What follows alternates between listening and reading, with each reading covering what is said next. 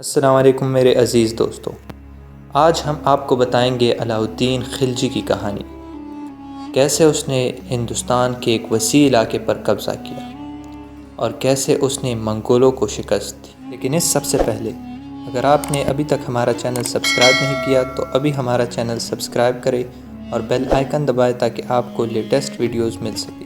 علاء الدین خلجی، جو کہ خلجی سلطنت کا سب سے طاقتور حکمران تھا، اس نے ایک وسیع علاقے پر قبضہ کیا اور منگولوں کو ہندوستان کے اندر آنے سے روکے رکھا۔ علاء الدین جلال الدین خلجی کا بھتیجا تھا۔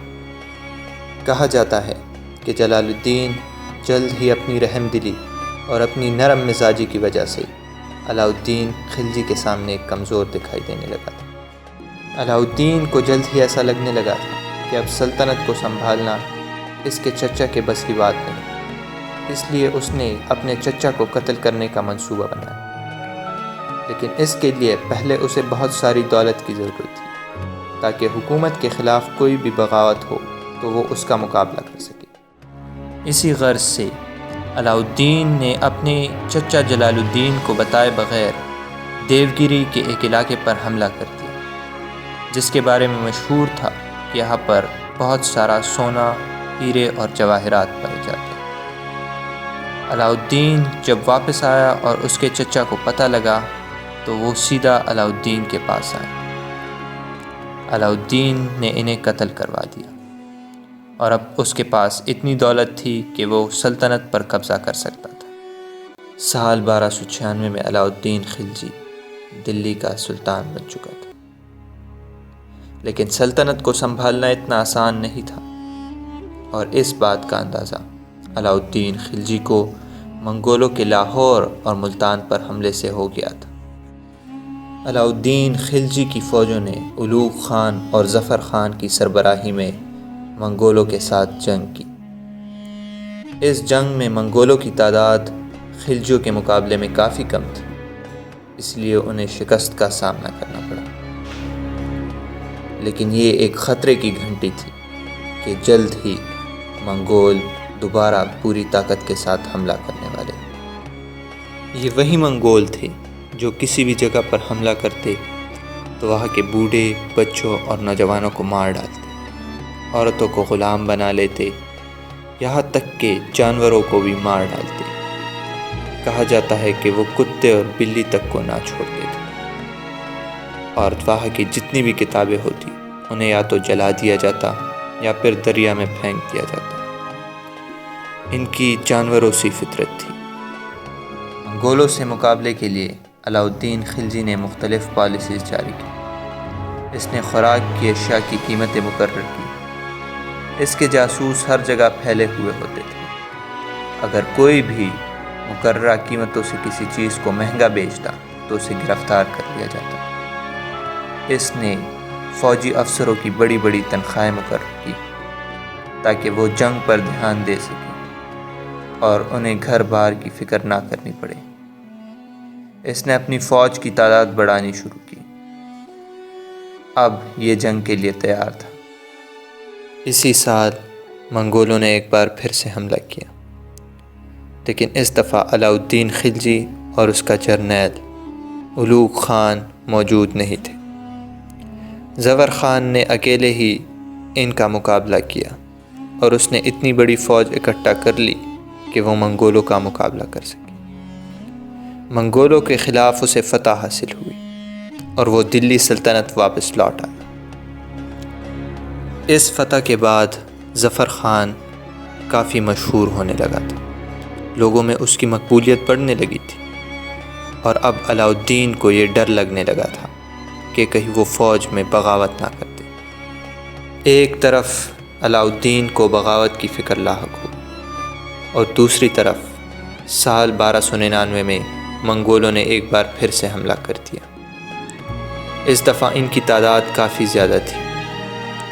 ابھی تک ایسا لگ رہا تھا کہ منگول صرف ہندوستان میں لوٹ مار کے لیے آ رہے ہیں، لیکن اس دفعہ صاف ظاہر ہو رہا تھا کہ وہ ہندوستان پر قبضے کے لیے آ رہے ہیں۔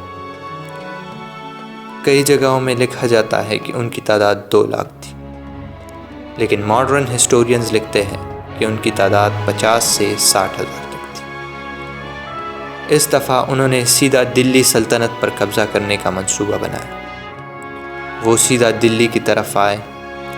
ظفر خان نے انہیں راستے میں روکنے کی کوشش ضرور کی، لیکن وہ ایسا کر نہیں پایا، کیونکہ اولوغ خان اور علاء الدین گجرات میں تھے۔ ظفر خان کی فوج اتنی بڑی نہیں تھی کہ وہ اکیلے منگولوں کو روک سکے۔ منگولوں نے انہیں دلی کی طرف دھکیل دیا۔ اب ظفر خان نے اپنی فوج کے ساتھ دلی میں پناہ لے لی اور منگولوں نے قلعے کا محاصرہ کر لیا۔ اولوغ خان اور علاء الدین بھی جلد دلی پہنچ گئے تھے۔ لوگوں میں خوف کا سما پھیل گیا تھا، کیونکہ ظفر خان پہلی جنگ ہار چکا تھا۔ لیکن ابھی بھی امید باقی تھی، کیونکہ علاء الدین اور اولوغ خان اب دلی شہر کے اندر تھے۔ ان کے جرنیلوں نے انہیں مشورہ دیا کہ منگول کافی قریب پہنچ چکے ہیں، دلی شہر انہیں دے دینا چاہیے اور بعد میں جنگ کا سوچنا چاہیے، کیونکہ اب یہاں پر ان کے پاس اتنے لوگ نہیں کہ وہ منگولوں سے لڑ سکیں۔ لیکن علاء الدین کا ماننا تھا کہ وہ اب بھی منگولوں کو ہرا سکتے ہیں۔ اس نے اپنی فوج اکٹھا کرنی شروع کی اور اپنی فوج کے ساتھ باہر میدان میں گیا۔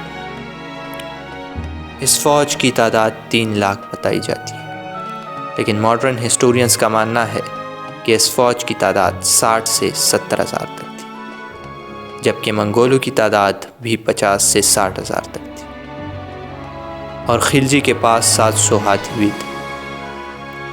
اب دونوں لڑائی کے لیے تیاری کر رہے تھے۔ دونوں نے اپنی فوجوں کو 3 گروپوں میں تقسیم کر دی۔ ایک جنگی گروہ کی سربراہی اولوغ خان، دوسرے کی علاء الدین خلجی اور تیسرے گروہ کی سربراہی ظفر خان کر رہا تھا۔ منگولوں نے بھی ایسا ہی کیا۔ دونوں کے لڑنے کا طریقہ تقریباً ایک جیسا ہی تھا۔ پہلا حملہ ظفر خان نے اپنے گروہ کے ساتھ کیا۔ وہ اپنی پچھلی ہار کا بدلہ لینا چاہتا تھا۔ ظفر خان نے منگولوں کی فوجوں کو پیچھے دھکیلنا شروع کیا۔ اس نے ایک گروہ کو پیچھے تو دھکیل دیا، اور ایسا لگ بھی رہا تھا کہ خلجی یہاں پر یہ جنگ جیت رہے ہیں، لیکن یہیں پر منگولوں نے ایک چال چلی۔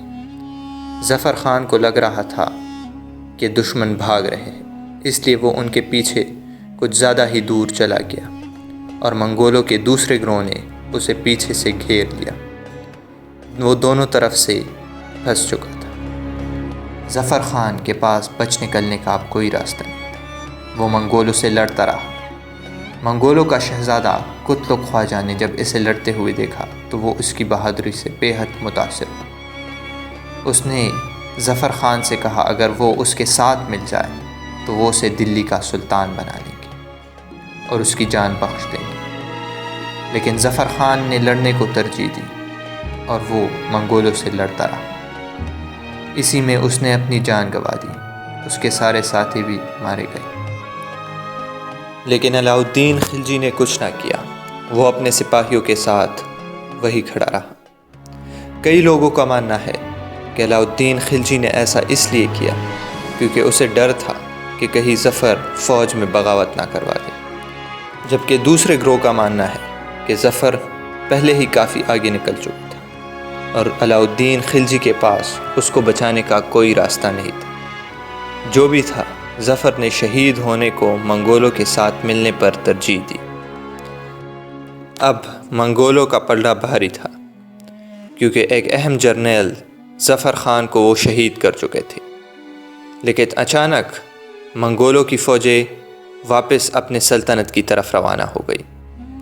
کہا جاتا ہے کہ جنگ کے دوران ان کے شہزادے قتلغ خان کو گہری چوٹ لگ گئی تھی اور وہ راستے میں ہی مر گیا تھا، اور اس طرح خلجیوں کو منگولوں کے خلاف ایک اور فتح حاصل ہوئی۔ کچھ سال تک سب کچھ ٹھیک رہا، لیکن سال 1303 میں ایک دفعہ پھر منگولوں نے حملہ کیا۔ اس دفعہ پھر علاء الدین خلجی دلی میں موجود نہیں تھے۔ منگول سیدھا دلی کی طرف آئے۔ علاء الدین خلجی جنگ میں مصروف تھے۔ چتور کے قلعے کو فتح کر کے وہ واپس آ رہے تھے۔ چتور کی جنگ میں علاء الدین کو کافی نقصان ہوا، کافی فوجوں نے اپنی جانیں گنوائی۔ اب اس کے بعد ایک اور جنگ منگولوں سے کرنا ممکن نہیں تھا، اس لیے کھلے میدان میں لڑنے کے بجائے علاء الدین نے قلعے کے اندر سے لڑنے کا فیصلہ کیا۔ منگولوں نے قلعے کا محاصرہ کیا اور 2 مہینے تک دونوں کے بیچ لڑائی چلتی رہی۔ علاء الدین نے اپنی پوسٹوں کو مضبوط کیا اور وہ وہیں پر ڈٹے رہے۔ 2 مہینے بعد منگول اس جنگ سے اکتا گئے، کیونکہ ایک تو وہ قلعے کے اندر نہیں جا پا رہے تھے، دوسرا ہندوستان کی گرمی ان سے برداشت نہیں ہو رہی تھی، اور اسی طرح منگولوں نے واپس اپنی سلطنت کا رخ کر لیا اور یہ جنگ ختم ہو گئی۔ 1304 سے لے کر 1308 تک منگول نے چھوٹے چھوٹے حملے اور بھی کیے، لیکن اب ہر جنگ میں انہیں صرف ہار کا سامنا کرنا پڑا۔ منگولوں کی طاقت وہ نہیں رہی تھی، خلجی ان کے مقابلے میں کافی طاقتور ہو چکے تھے، اور اب منگولوں کو اس طرح نہیں سمجھا جاتا تھا کہ جنہیں ہرایا نہ جا سکے۔ اور اسی طرح علاء الدین خلجی نے منگولوں کو ہندوستان پر قبضہ کرنے سے روکے رکھا۔ اگر وہ ہندوستان پر قبضہ کر لیتے تو آج پتہ نہیں ہندوستان کس طرح ہوتا، ہمیں کون سا ہندوستان دیکھنے کو ملتا، کیونکہ وہ جہاں بھی جاتے خون کی ندیاں بہا دیتے۔